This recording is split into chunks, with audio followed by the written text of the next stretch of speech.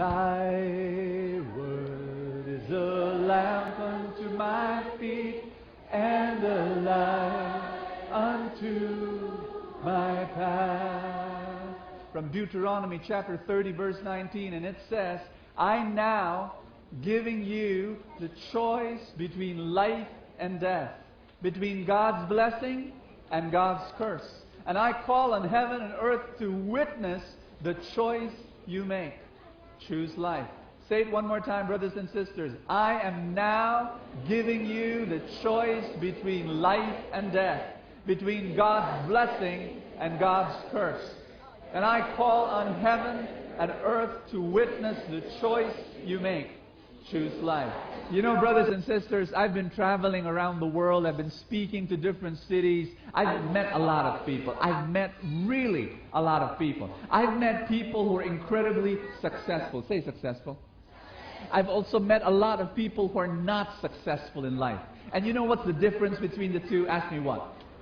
What's the difference between a successful person in his family life and his spiritual life? I mean, gosh, you see his relationship with God, it's thriving. You see his career, his profession, it's doing so well. You see his family life, his marriage. You see success in different areas of his life. And then you meet someone who's not doing anything, and there is no success in the different areas of his life. And what's the difference? Shout it out. What's the difference? What's the difference? Bottom line, it's simple. It's very simple. The exercise of the power of choice. I'm sorry, I'm boring you. But that's how boring it gets. If somebody exercises his power of choice, say that with me, choice. If you exercise your power of choice, you experience success. More and more success in your life. If you do not if you do not use, exercise, practice, rehearse your power of choice, what happens is that you do not experience success. We read that in Deuteronomy chapter 30, verse 19. We read it just a while ago. God says, I put before you blessing, I put before you curse. What do you choose? I urge you to choose the blessing. I urge you to choose the life. So say that with me. Put your hands over your chest with me. Let's proclaim together. Are you ready? I choose blessing. I choose life.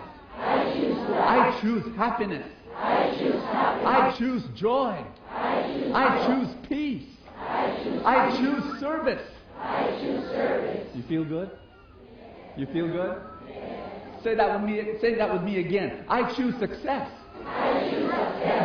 Not how the world defines success, amen? But how God defines success, amen? Everybody say that with me. I choose true riches. Amen? Everybody say, I choose love. That's what we choose. God gives us a choice, and we need to choose. We need to say, this is what I want in my life, and I'm going to go there. I really want to go there. Let's read. I've got a few quotes here that I love. From the first quote from G. Nidech. It says, it's choice, not chance, that determines your destiny. You like that? We go on. Anthony Robbins. Take full responsibility for your personal happiness and success. All of you who want to be happy, do you want to be happy? According to how God defines it. Amen? Do you want to be happy? Are you sure? Then choose happiness. Make it your personal responsibility to be happy. Say, I'm going to take full responsibility. Say that. I'm going to take full responsibility for my happiness. You got that? It's a choice. Everybody say that. It's a choice. Can I tell you a story? I'm going to tell you a story about my wife. My wife is not here right now, so I'm going to tell you about her. Before I married her, in fact, before I knew her, she told me that she had a boyfriend. Let's not dwell on his name, okay? But she had a boyfriend. And he was not a very good boyfriend. Now you might tell me, of course, Bo, you're talking. No, really. She told me that he was not a good boyfriend. In the worst possible way, he was unfaithful to her. As a girlfriend, he would have other girlfriends. Okay? He was two-timing her. She would catch him during those moments, and she would get deeply, incredibly hurt. So wounded, in fact, she would fight him and she would argue with him and nag him until she said, break na tayo. I don't want to have anything to do with you. And she would reject him and she would break off.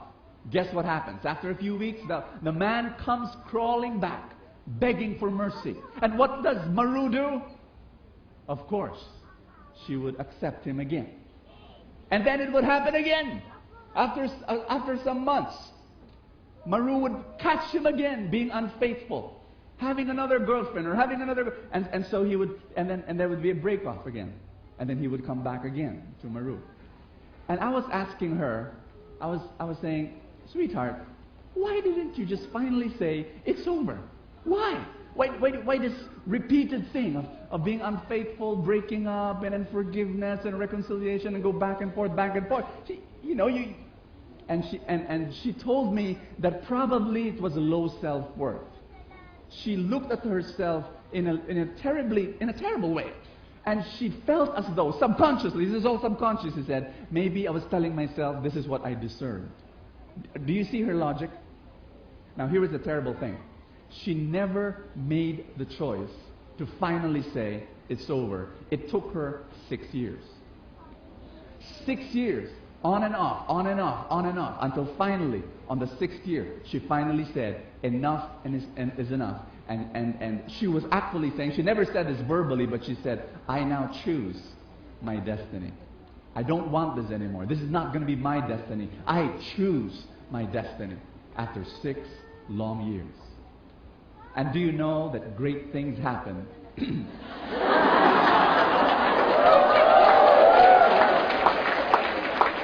know, when somebody chooses her destiny, great things happen. Like right after she broke off, final, irrevocable breaking up with her ex-boyfriend, she met me. And she volunteered in the office, and 4 years after, she got married with her destiny.